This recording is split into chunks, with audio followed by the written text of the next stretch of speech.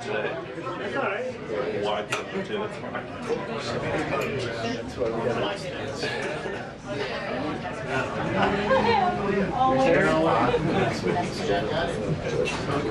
No, that's not even. Are you serious? Yeah. Mic check, 1, 2. Mic check. Mic check in the briefing room. Today is Wednesday. No, you're cool. Mic check, mic check. You guys.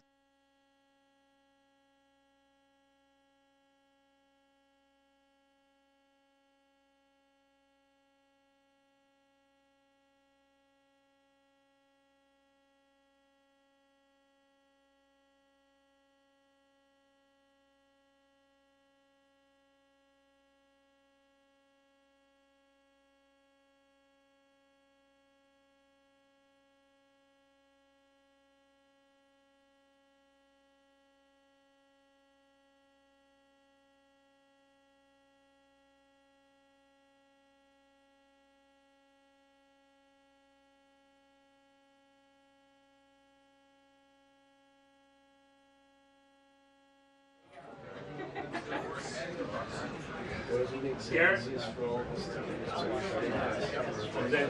Huh? You don't put that. Oh, which end? This end?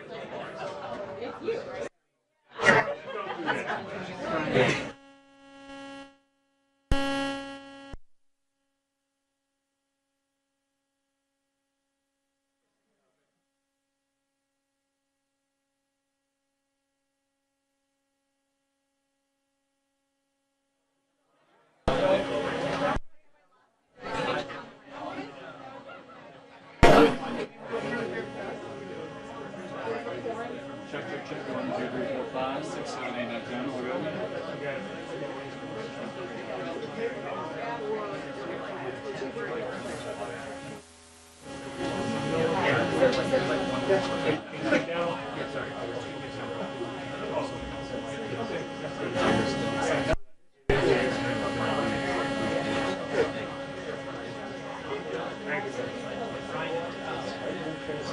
Yes, sir. I mean, we used to have everybody with stuff here.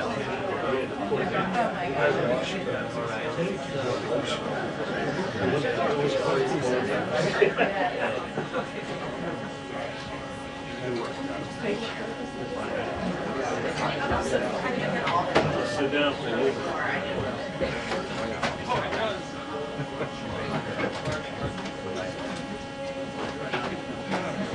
I know.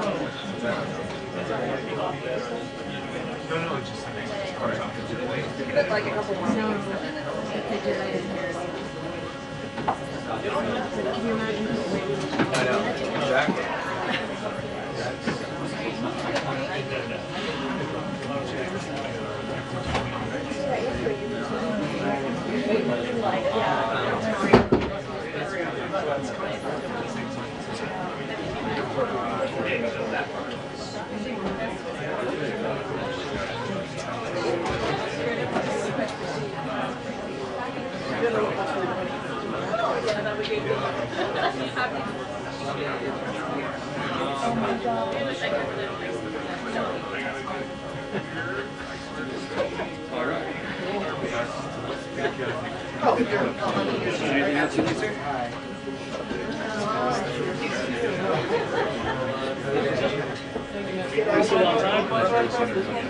To make it closer.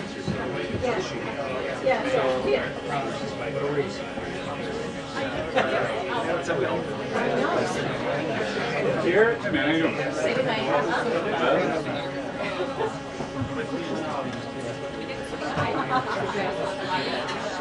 Because they didn't plug it in on the way, that's why.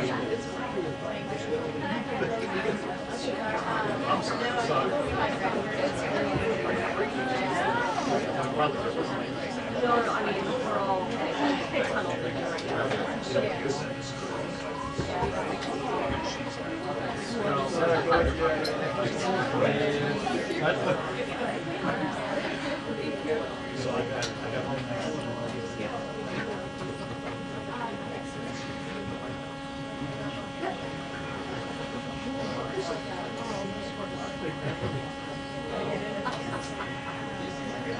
That's what I wanted to see.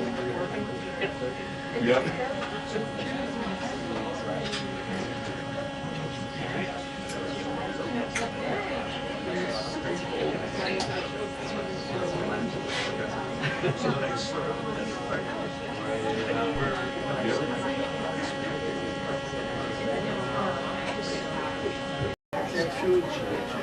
It's been in a few months. Okay, how long do you have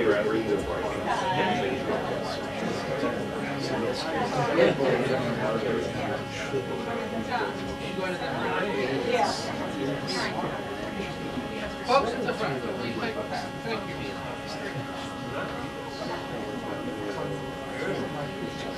I'm going to the front. Hey, what's up?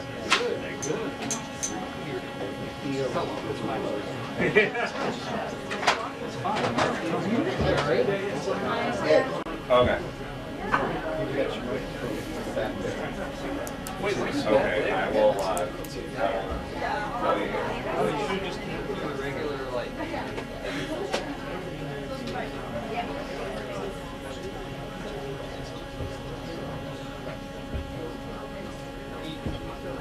No, we're good. I'm just trying to figure out the display for you. Hello. Thanks, man. Okay, how are you?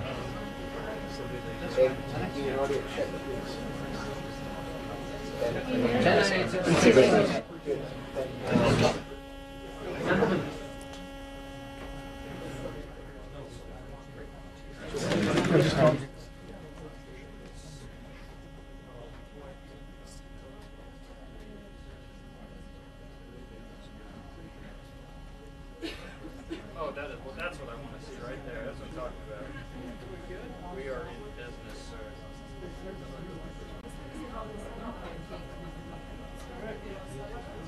What was that slide? Free hot chocolate for press.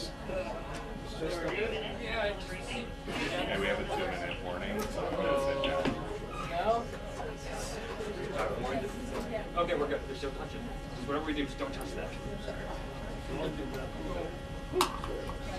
Yes, sir. Yep. Oh, Christ. That's 8. Yes, sir. Yep.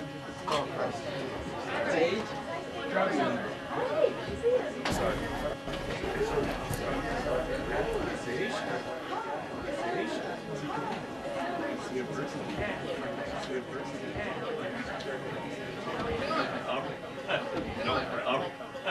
No prep.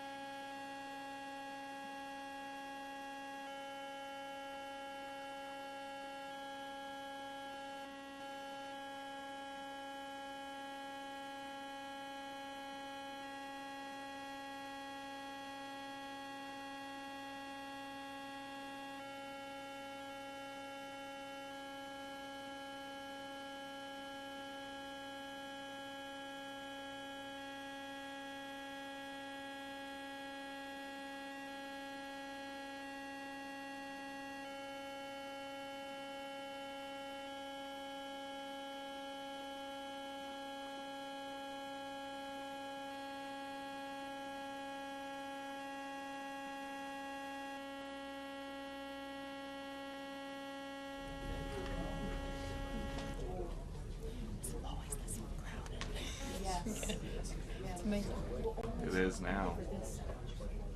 Yes, a little different. Yeah.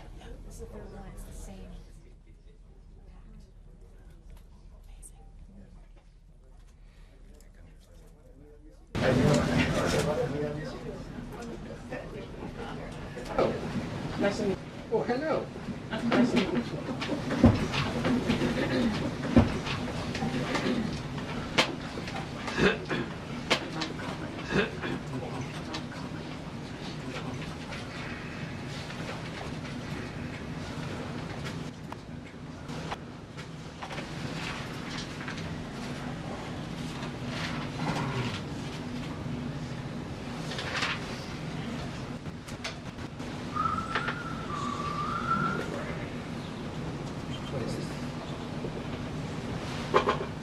Things are moving.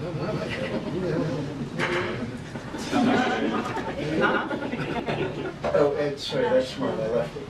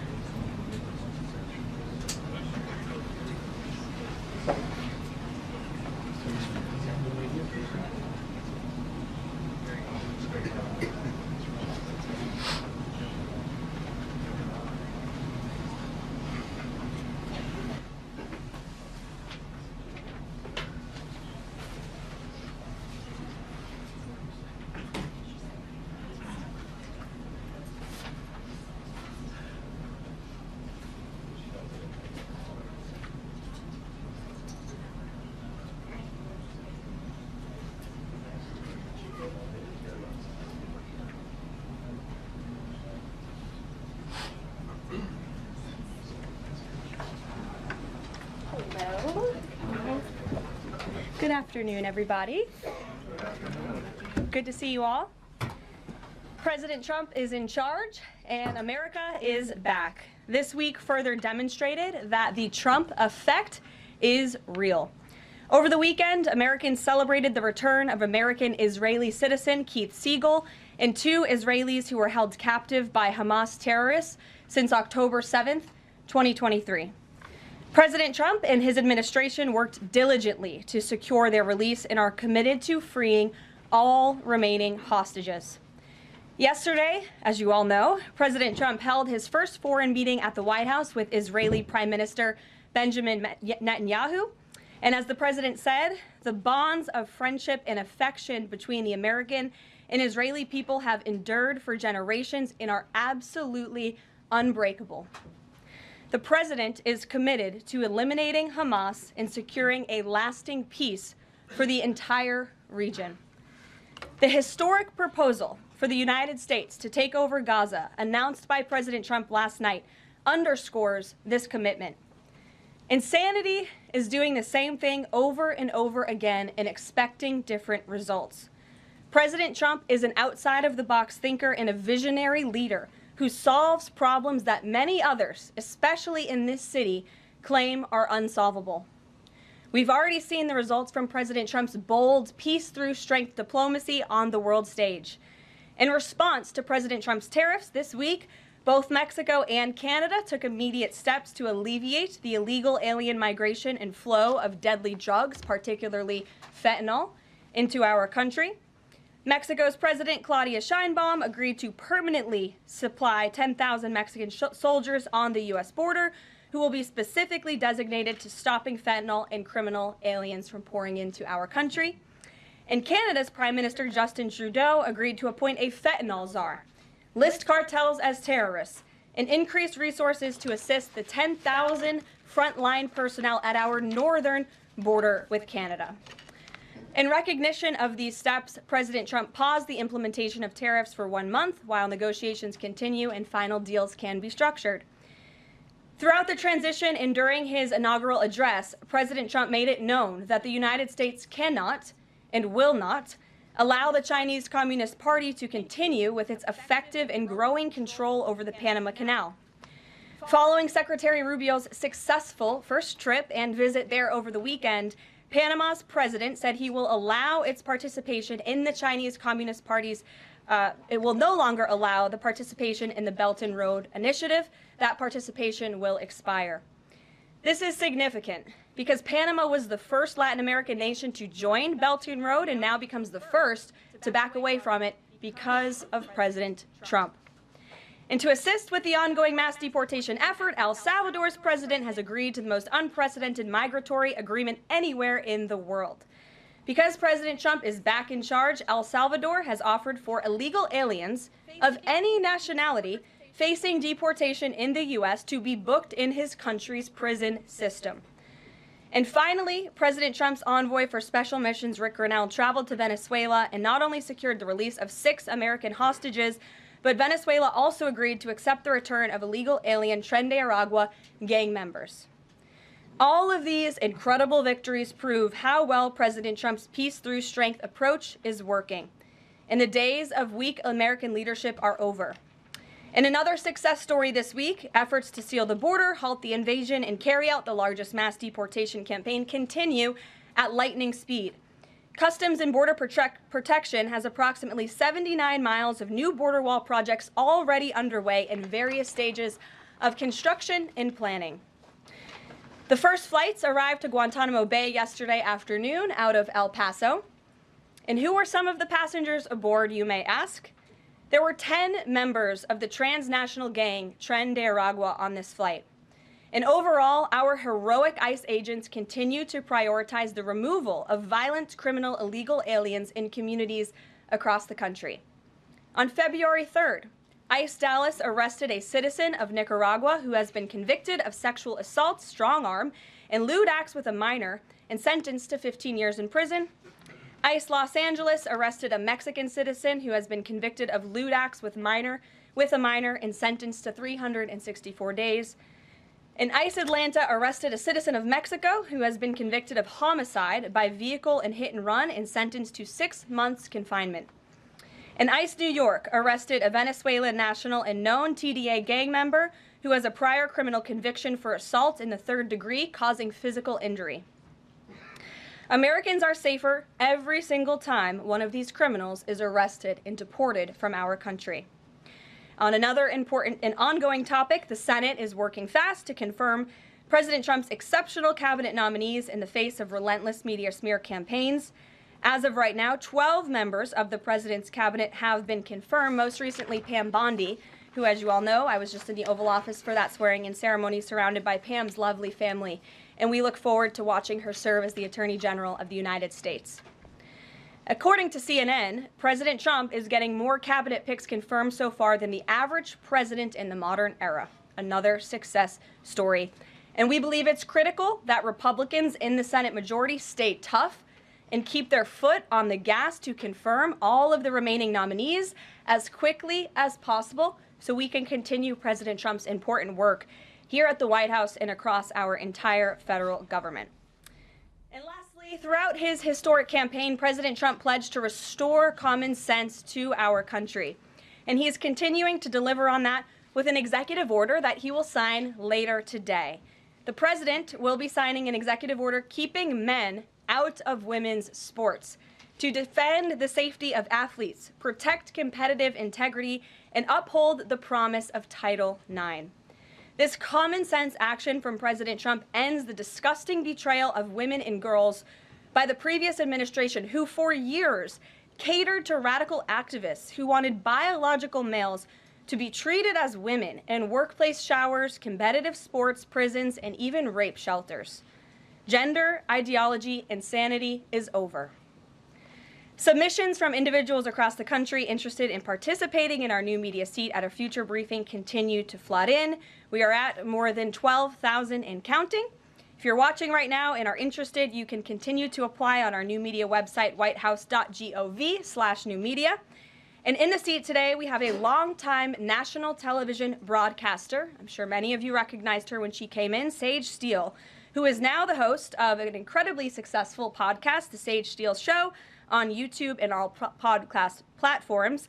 And previously, Sage was a fixture at ESPN from 2007 to 2023, primarily hosting SportsCenter, which we all know well, before leaving the company to exercise her First Amendment rights. Democrats also support keeping biological men out of women's sports. And so I know the president is very excited about the bill signing that will take place at 3 o'clock this afternoon. You will hear from him more on that later, and we look forward to seeing you there, Sage. So thank you very, very much. Garrett, great to see you here today. Thank you.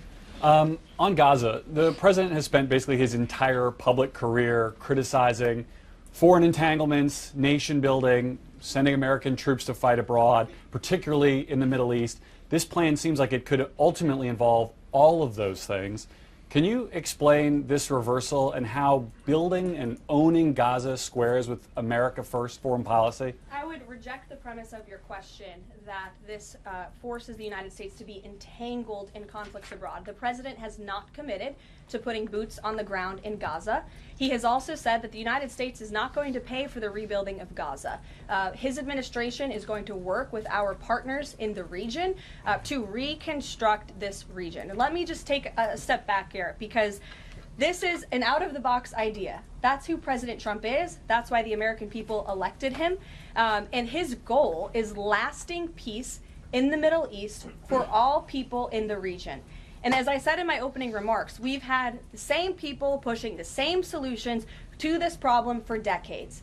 And it's been made very clear to the president that the United States needs to be involved in this rebuilding effort to ensure stability in the region for all people. But that does not mean boots on the ground in Gaza. It does not mean American taxpayers will be funding this effort. It means Donald Trump, who is the best deal maker on the planet, is going to strike a deal with our partners in the region. Can I follow up? Because he did not rule out American troops in Gaza last night. Are you doing that now? I am saying that the president has not committed to that just yet. He has not made that commitment, and you know that. And on the foreign partners, the Jordanians, the Egyptians, the Saudis have already panned this plan.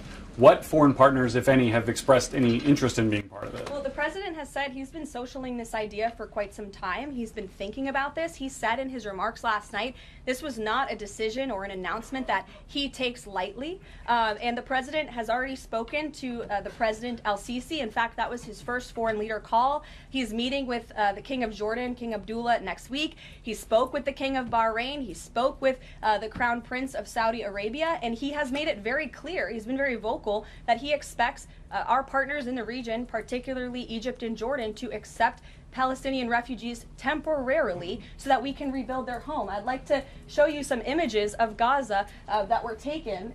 Fox News aired this. I mean, that is, as they put it, in an apocalyptic scene in Gaza. This is an uninhabitable place for human beings. Do you really think that families can live their dream in a region that looks like this, with no running water, no electricity? And the special envoy to the president, Steve Witkoff, recently traveled to Gaza, as you all know. And he came back with images that he showed the president of the dire situation here.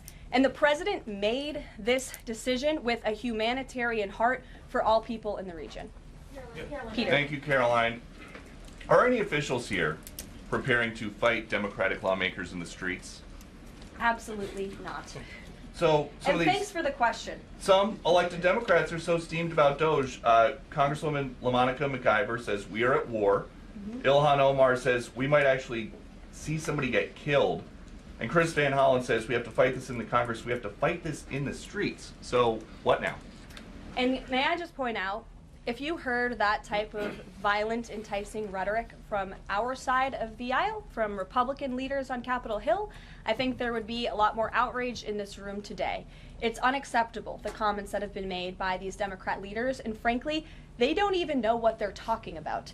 Because President Trump was elected with a mandate from the American people to make this government more efficient. He campaigned across this country with Elon Musk, vowing that Elon was going to head up the Department of Government Efficiency, and the two of them, with a great team around them, were going to look at the receipts of this federal government and ensure it's accountable to American taxpayers. That's all that is happening here, and for Democrat officials to incite violence and encourage Americans to take to the streets is incredibly alarming, and they should be held accountable for that rhetoric. It sounds like something that they're most concerned about is Doge engineers with access to Treasury systems. Can you engineers have read-only access? Engineers have read-only access in these systems? New code. They're not. Okay. No. And then one more thing. NBC is reporting that some of the illegal immigrants that we've seen rounded up and arrested are not being deported. They're being released with ankle or wrist monitoring devices, or they have to check in on the phone. So is the administration arresting more people than you have room for? I have seen the reports, and I'm glad you brought it up because we want to address it. There have been a total of 461 illegal aliens. This is of this morning when I got this information from DHS that have been released from custody. Of the more than 8,000 that have been arrested since President Trump was inaugurated, it's less than 6%. And there are reasons for their release. Some of the factors include a lack of significant likelihood of removal in the foreseeable future, lack of detention availability, which is something this president and this administration has been incredibly vocal about. We are doing everything we can to deport and detain illegal immigrants, but we need Congress's help to increase funding for Border Patrol and for ICE to increase detention capability in our facilities. And then other serious medical conditions have also been the reasons for some of the release of these individuals. But none of them have final deportation orders. Many of them are probably contesting their immigration status. I'd refer you to DHS for more details, but I did get that information because I knew it would be a question, so thank you. Sure. Yes. The president and you here again today have made clear, given the devastation, you think Palestinians have no choice but to leave Gaza and go elsewhere. But Palestinians say this is their home. They don't want to go. The president last night said he's willing to use the military if necessary. Is the U.S. prepared to remove Palestinians from Gaza by force? The president is prepared to rebuild Gaza for Palestinians and all people in the region, peace-loving people who want real economic development and opportunity in the region. This is a region that has been controlled by Iranian-backed terrorists, Hamas, who have brutalized not just Israelis but Palestinians too. It is because of Hamas that you see those images on that screen, that Gaza has become a demolition site because Hamas launched that brutal attack on Israel on October the 7th. And so again, I would stress, President Trump wants to ensure that this can be a place where all people can live in peace. He is a peacemaker in chief. He made that very clear in his first term. And as for how that will be accomplished, the president and his team are talking with our allies in the region to consider next steps. But should the American people be prepared to see U.S. military on the ground fighting a ground war against Hamas? Again, the president has not committed to U.S. troops in the region. But it is an option. I have said that the president has not committed to that yet. Sure. If I could just follow up on that, though, why not rule out the idea of committing U.S. troops? This has been a long-standing argument that the president has made really over the last decade or so, talking about endless wars and not something the U.S. wants. Why not rule out troops? Because I think the president is very good when he's making deals and negotiating not to rule out anything because he wants to preserve that leverage in negotiations. And so I think that's what he's doing here. Mary. Follow up on that, though. He also said that everyone loves this plan. He said that in the Oval Office this morning. Sure. In fact, the Deputy Prime Minister of Jordan called it a declaration of war on the Arab people. So how does he square the fact that even some Republicans on the Hill are objecting to this or questioning this? How does he square the fact saying everyone loves this plan? Well, King Abdullah of Jordan will be here next week, so I can provide you more context on the conversations he will have directly with the President of the United States after that meeting. And I would just point out that there's been a lot of leaders and officials all around the world who have doubted, I suppose, the deal-making ability of President Trump.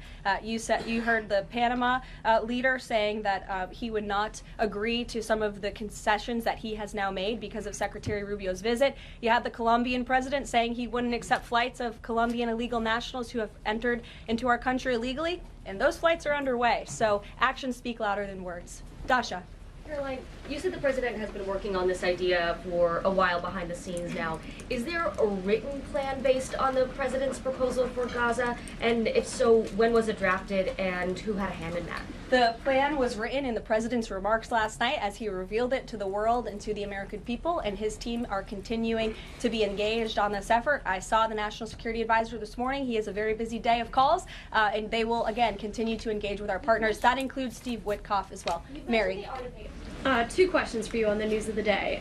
So how is today's executive order going to impact the 2028 Summer Olympics in Los Angeles? For example, would a man who thinks that he's a transgender woman be allowed to compete as a female on U.S. soil?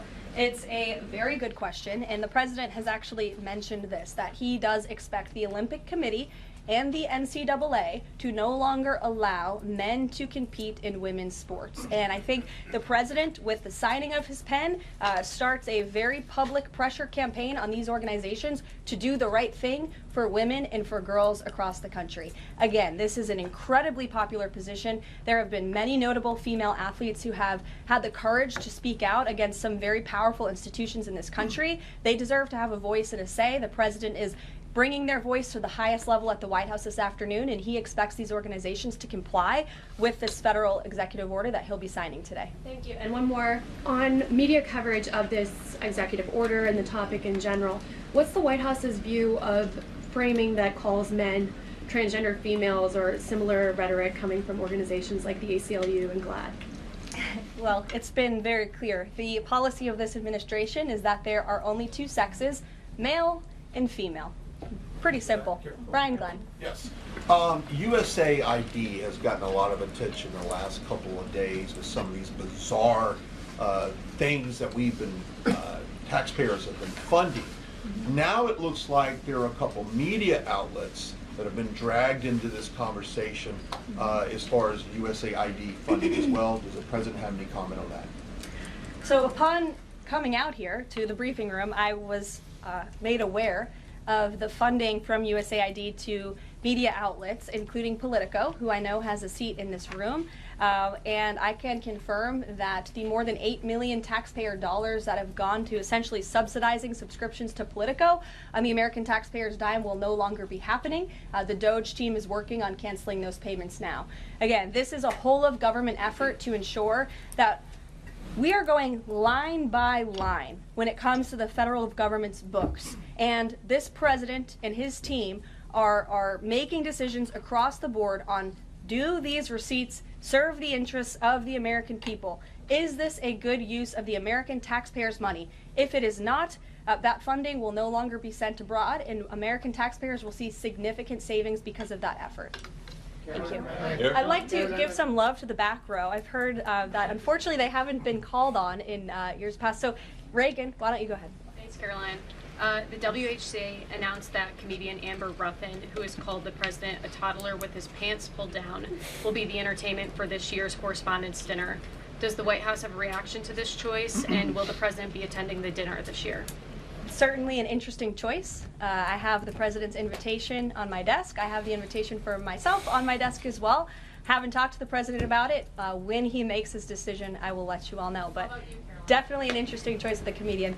I'll talk to the boss about it and see what we decide. Sure, go ahead. Caroline, in the back, Yes, thank you. yes. Appreciate it. On the executive order set to be signed today, you said that this will be enforced. Can you spell out for schools and the public how exactly the administration plans to enforce this, even at the local level? And on top of that, there are human rights groups who say that this could expose kids to discrimination. What is your response to that? I think kids have already been exposed to discrimination, especially young women and girls who have been forced to shower in locker rooms with biological men, who have been forced to compete on playing fields with biological men, which is incredibly unfair and unsafe, and again, an incredibly unpopular policy with the American people. As for the actions that this executive order takes, I already laid those out at the beginning of the briefing. I'm happy to give you a copy of this fact sheet so you can let your audiences across the country know. What's your message to schools who don't comply with this? They should, because it's going to be federal law in about an hour and a half.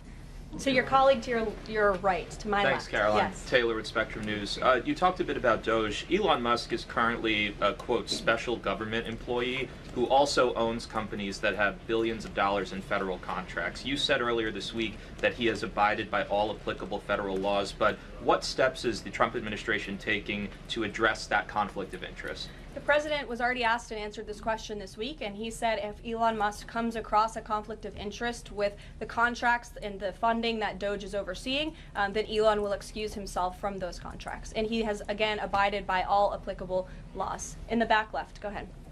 Trade advisor Peter Navarro, when asked about the External Revenue Service today, said, quote, we're going to collect a lot of tariff revenues and we're going to get tax cuts out of it. Is it the official position of the White House that tariffs will lower taxes for Americans? The President has always been clear that he believes tariffs are a tax on foreign nations, and he's committed to cutting taxes for the American people here at home. He also believes tariffs are a great revenue raiser for this country, and that's exactly why he has committed to the creation of the External Revenue Service, which I think is a phenomenal idea. We'll just go down the whole row. Go ahead. Tom Bateman with the BBC. Can you confirm that under the President's plans for Gaza, any and all Palestinians who want to stay in Gaza on their land will be allowed to do so? I can confirm that the President is committed to rebuilding Gaza and to temporarily relocating those who are there, because as I've showed you repeatedly, it is a demolition site. There is no running water. There is no electricity. The President wants these individuals to live in peace. He is committed to doing that with this very bold new plan, and we will continue to keep you apprised of updates as we receive them. Ed Lawrence, that's not an answer. Yes, go ahead, Ed. I appreciate it. Thank you. So now that the President Trump's policies are starting to take shape, how long will it take to cycle through and get some of the actual prices that Americans are paying to come down? Prices at the store and at the grocery pump? All of the above. Across the board, sure. Well, the President is doing everything he can, obviously, to reduce the cost of living crisis in this country as quickly as possible. That's why he signed a litany of executive orders across the board. In the first couple of weeks here, he declared a national energy emergency. He committed to cutting 10 regulations for every new one on the book. As you know, working for a Fox Business-related outlet, deregulation and energy independence are huge drivers of reducing inflation in this country. And I think Americans can be assured by the results President Trump had in his first term, when again inflation was 1.4% when he left office. But is it months or is it a year? And will Americans have the patience to wait for it? I don't have a timeline, but the President is doing everything that he possibly can to reduce cost of living for Americans at home. Phil Wegman. Thank you. Is it worth risking the life of a single U.S. Marine to turn the Gaza Strip into the Riviera of the Middle East? Phil, I'm not sure why you're asking me that question, because I've already said the President has not committed to sending Marines or any boots on the ground in Gaza. We'll bring it to the front row. You're holding out the possibility? Good to see you again here in the front row, Karoline. Two things. On today's announcement, Title IX, if he scales back the Education Department or moves to shut it down entirely, what entity will enforce Title IX? As of now, this will be enforced through education, through Title IX. If the abolishment of the Department of Education continues, which, as the President said yesterday, it's something his team is looking at and considering. It's something he talked a lot about on the campaign trail. Then, of course, we will look at additional maneuvers to ensure that these very important policies can be implemented. Okay, so the education abolishment thing's still on the table. Title IX. The President talked about it yesterday in the Oval Office, and he has good reason to talk about it. I mean, look, our education system is failing students in this country. The Nation's Report Card, I brought it up in my remarks last week, it shows that fourth graders are not reading at the level they should. I believe it was 40% of them are proficient in reading. As the mother of a child, I want an education system that helps my child read and write, teaches him math, nothing else in the classroom. And the President is wholeheartedly committed to we can make academia great again in this country. One other quick Deanna. one, Go ahead. Oh, thanks, Caroline. Does the President, is he looking at offering anything to these Arab countries that take in Palestinians? Is he willing to give them anything in return? And secondly, when the President announced his taking over Gaza policy yesterday, was Netanyahu aware of this, and what was his reaction when Trump presented that idea to him? I won't get ahead of the President's discussions or negotiations on your first question about what would be offered. I think the President's made it clear that he expects these nations in the region to step up and to accept Palestinian refugees who will be temporarily relocated for the rebuilding of Gaza. As for whether Prime Minister Netanyahu reaction, but again, this is something the President has been socializing and thinking about for quite some time. Nick, good to see you. Oh, Jordan. Jordan, sorry. Thank you, Caroline. So Secretary Hegseth announced yesterday that Army recruiting levels have reached 12-year highs in December, 15-year highs in January. What is making young people want to serve the military under the Trump administration, and how does that contrast to Biden's failure consistently to meet recruiting average? Does DEI play a role? President Trump's anti-DEI agenda play a role in this? Well, first of all, the recruitment level for all branches of our military are at crisis levels, and it serves as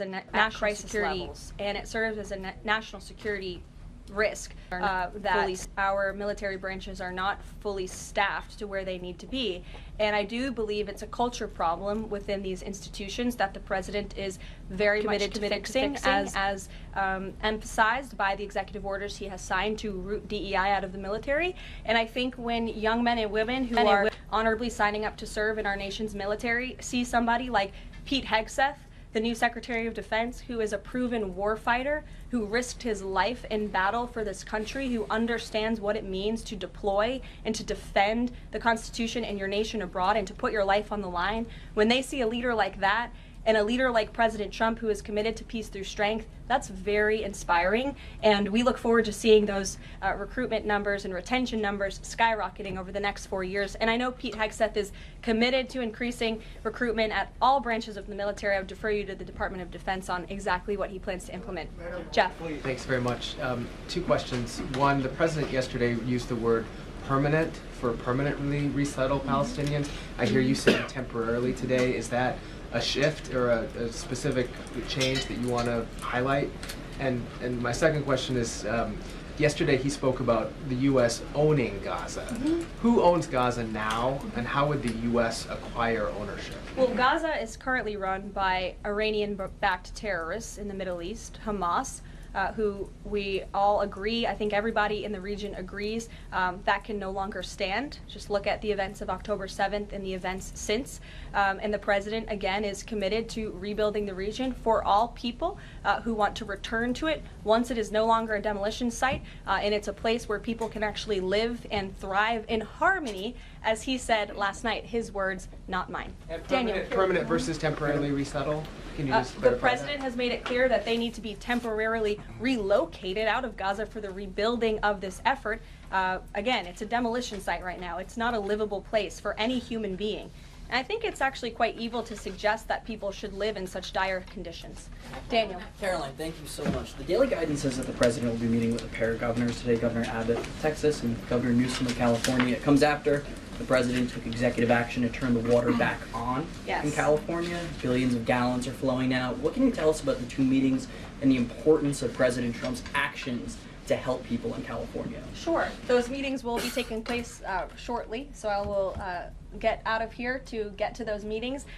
We can always provide you a readout, as we always do. We try to be very transparent about what the president is doing in the Oval Office. Perhaps he'll even call you in to join him. We never know around here, as you all know. But Governor Abbott is obviously a great friend and an ally to the president. He has been on the front lines of the border crisis in this country. And as for Governor Gavin Newsom, well, the president is willing to work with anybody from blue states or red states to do its best for the American people. And he really enjoyed, the president really enjoyed his trip to Pacific Palisades last week. He felt very inspired by the frustration of the residents there, and he has been wholeheartedly committed to ensuring that the water is flowing in California to prevent these wildfires, and also that people have access to their properties. And he has continued to apply tremendous pressure to Gavin Newsom and also the Los Angeles mayor to allow private residents and property owners to access their property. He believes that's their right to do so, and they should be able to do it. And one more thing before I wrap up, because I do want to get to these meetings, and I will see you all at the EO signing later this afternoon. I would just say that you brought to mind California and North Carolina, who continue to be on our hearts, and the president and this administration are committed to ensuring that these individuals get the funding that they need. And I would just say a strong message to Democrats who are out there pretending to be outraged about the long list of crap that this administration is cutting, federal waste and funding, like $2 million for sex changes in Guatemala, $6 million to fund tourism in Egypt, $20 million on a new Sesame Street show in Iraq, $4.5 million to combat disinformation in Kazakhstan. I could go on, and I'm happy to provide this list to every single one of you. Democrats are outraged that the American people want to be, they want their taxpayers going to good uses, not stuff like this. But then they're very quiet about the fact that there are still North Carolinians and people in California who have lost everything, and in the last 4 years, this federal government did nothing to help them.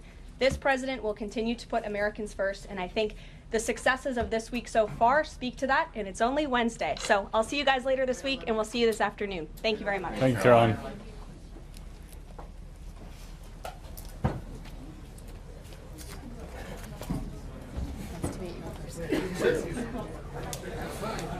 great mental image of like the White House staff all doing like Fight Club style training to prepare to duke it out. Oh yeah.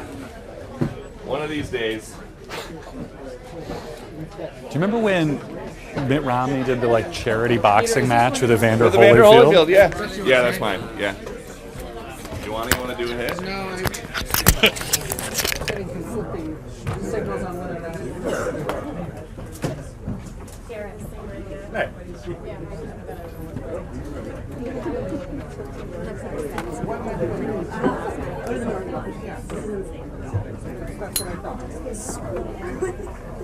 heard a lot of things about this